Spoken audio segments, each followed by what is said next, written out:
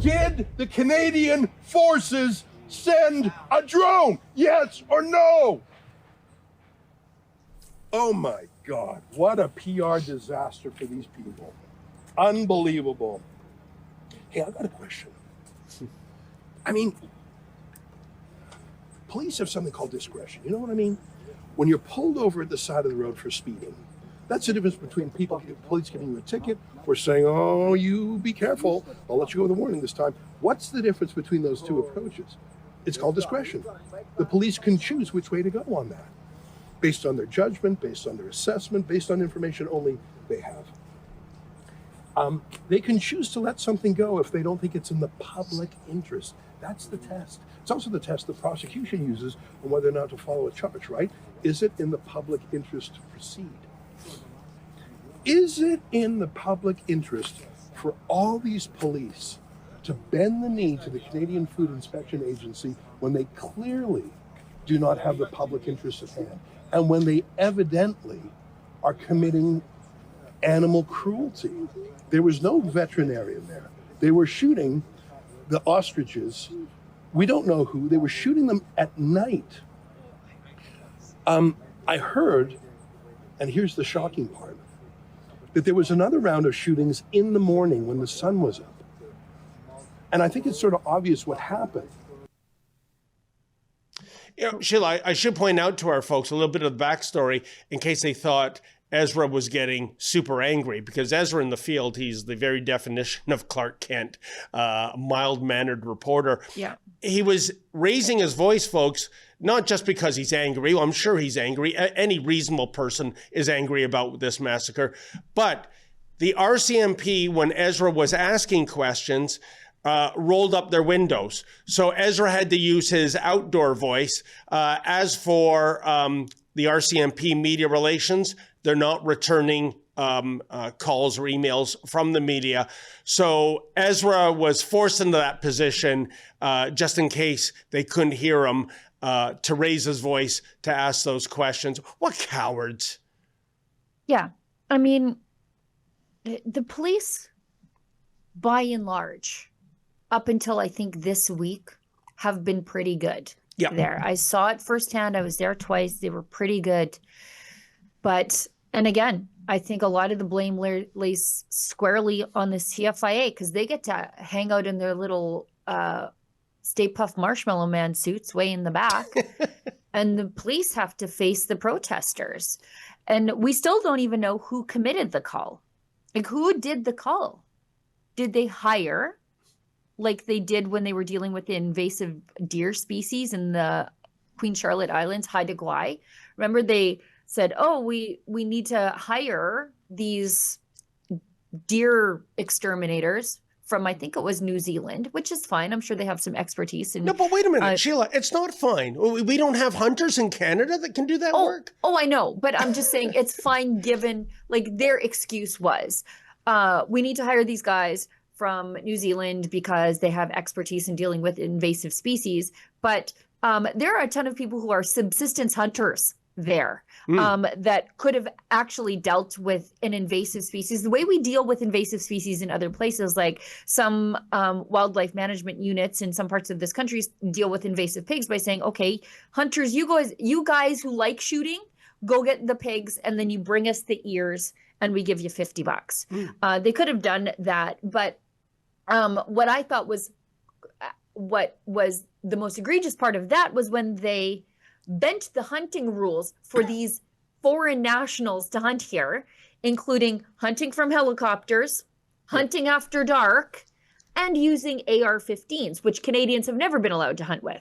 You know, we're not even allowed to own them anymore. But they brought in these guys to hunt with them. Like, oh, I guess you can hunt with them, as long as you're a foreign national getting paid too much by the state. And I'm curious if they hired that same company, because I don't think the CFIA has the capability to stand on hay bales or on what appears to be like platforms, deer stands, and shoot the ostriches as they come by. Some professional company got the contract to do this, and Canadians deserve to know who they are.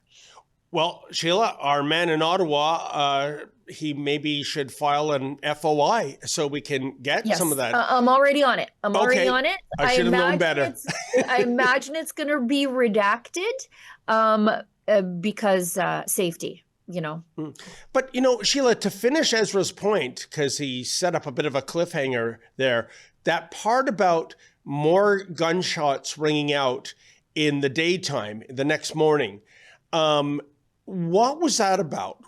And I hope I'm wrong, but was there maybe under cover of night some ostriches that were shot, but they did not die and they were suffering overnight? Yeah, that's why you don't hunt at night, is because you don't know if you've actually killed the animal, right? Gross. The animal can run off and then suffer and languish. And look, I'm by no means an animal rights activist, but animals that are well cared for taste better for a reason, and you don't allow an animal to suffer, even the one you plan to kill. And the state didn't follow those rules. The things that if you were a farm owner, you would get in trouble for, if you were a hunter, you would get in trouble for, the state did to these birds. And I don't think that's speculation. They went through and saw birds still twitching and then executed them. Sheila, as you said, you're not an animal rights activist. But where are the animal rights activists? They don't believe these birds should be in captivity. We know that. The PETA types of the world don't believe that animals should be in servitude of humans. So I guess you should just open the fence and let the ostriches run away. In fact, that's why PETA runs kill shelters, is because they don't believe that your happy little Sir Gregor or my happy little Trigger the cat, they don't believe that they should be owned by people. And so they believe those animals would be better off dead, which is why PETA is noticeably silent on this. In fact, these are research birds. Their eggs, not the birds themselves, are used for research, and they disapprove of that as well. So they're happy to watch a mass slaughter of birds because for them, the ends justify the means. You know, that's a great theory, and I think you might be right.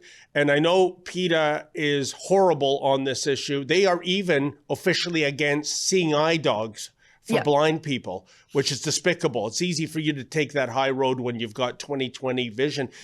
Sheila, do you think there's also another factor here that, you know, we're looking at the people coming out that are demonstrating, and there's kind of this freedom convoy vibe, this right of center vibe, and they can't accept whether you're left, right, in the center. Surely all reasonable people are against animal cruelty and against the idea of hundreds of these beautiful birds being slaughtered, but I guess not. I think they're being a little bit politically driven, that these are convoy adjacent birds. These are convoy adjacent birds, and they should die, I think, is what these people think. Jeez. You see it, like it's a political divide on this issue.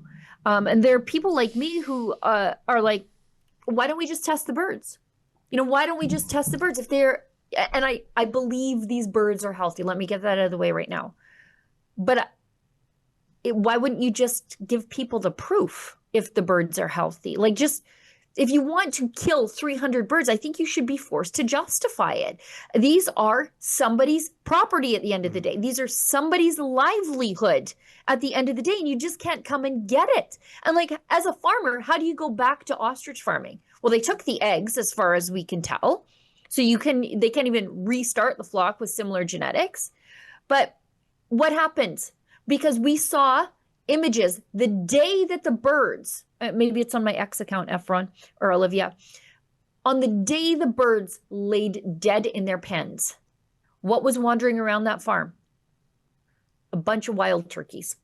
And so how do you restart the farm when the wild birds just keep coming? And this will happen over and over again until you find a cure for avian flu. And these birds held the cure. You know, make it make sense. Well, Sheila, isn't that another angle to this? Yeah, look it. Yeah. There's the birds, wild turkeys. I caught them in Drea's live stream. She's walking around. She goes, oh, there's wild turkeys there. And I'm like, yeah, these guys are the culprits. But those guys are still left alive and the ostriches are dead. And I'm not saying that all of them, any of them needed to die, but there has to be a better way than just killing entire flocks when you should be looking for a cure. Unbelievable. Sheila, why don't we throw to a video of the Universal Ostrich Farm owner, Katie, decrying the idea that this was a humane cull. Let's check out what she had to say. What do you make of the Canadian Food Inspection Agency's claim today that they did the most humane way of killing them? Gunshots was the most humane, and that's everything they did. They stuck to it by the book. I don't know. Let me ask you, Canada. Was that the most humane way you've ever seen? Gunshots ricocheting the sound through our windows that we could hear in our home. Not 2 hours of it, not 3 hours of it, but like 6 hours of gunshots with hundreds of animals trapped in panic when they were supposed to be resting at night. Instead, the rain was pouring on them and they were getting murdered, tripping over each other's bodies in panic. You want to know the character, the personality of an ostrich? They panic. They panic when they have fear of loud noises. And when one starts to panic, then the other starts to panic, and then the other one starts to panic. So in 6 hours, I'm promising you, it was chaos. It was chaos. It was murder. It was the worst way, inhumanely, you could have ever approached this by hiring, what do they call them? Marksmen or yeah. So they hired hitmen. They hired hitmen to kill life. Yeah, we chose destruction over science and death versus life yesterday, all because the Canadian Food Inspection Agency will not work or collaborate with us. Science took a back seat yesterday. It has for 11 months. Transparency, truth, communication. It's all a broken system, and that's what we're fighting for at Universal Ostrich Farms. And we still are called Universal Ostrich Farms. And we'll be remembered for that forever. You don't just replace these animals. These animals are decades of lineage, decades of environmental challenges these animals have went through and built up antibodies and resistance. And you know what they showed at the end? The biggest resistance and the biggest resilience. And that's what Canadians need to come up, and they need to rise up, and they need to act like an ostrich, and they need to be resilient, they need to be strong, and we need to show the government that the government is nothing without its people. And we, the people, our voice, we shouldn't be punished for using our voice. Our voice matters. Your voice matters. My voice matters. My family's voice matters. And when we have an opportunity to create change peacefully, like we've done for 11 months, but be shut down, that has a ripple effect across the world. And that will create change. We will become unified. We will create change. We will stand up. We will rise up peacefully. And we will show the world what we can do. What a delightful lady, Sheila. And, you know, I also look at this as a missed opportunity, going back to Ezra of, I think it was about 2 weeks ago almost, when he was scrumming a Liberal MP. Well, he tried to. He asked questions and didn't get any answers. But his spin was, this is getting international attention, including from RFK Jr. The trade talks have been a disaster. It's sort of a Cold War right now, as far as I can tell, between the U.S. and Canada. Why not, as an olive branch, reach out to the Trump administration? RFK Jr. is very interested in those ostriches, and nope. I'm really baffled why they wouldn't go that route, Sheila, given the larger stakes at play in terms of getting a trade deal done. Well, I think, as Drea has explained many times in her videos, these birds reflect the potential for vaccines that are not linked to current mRNA vaccines. They could potentially be involved in weight loss treatments that aren't Novo Nordisk related. And so we know the Canadian government's ties to Big Pharma and the amount of money that they dump and the amount of lobbying that's done by Big Pharma on the Canadian government. And with these birds dead and the eggs gone as well, that a lot of that research is dead now too. Unbelievable.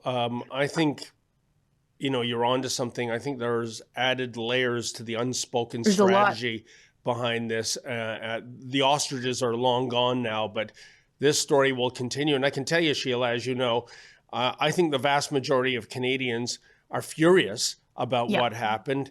And some of them are making the CFIA know their fury. Oh, and by the way, they're not writing nasty letters to the editor. Yeah, this is why we're going to have a hard time figuring out who is involved in the cull. Like, who were the exterminators here? Yes. Because this is what happened to this CFIA office. And I don't know if this is the worst thing that happens to them. I don't really care. And a warning, it's gross. So it is gross, but so is the murder of birds. Yeah. Feces and eggs.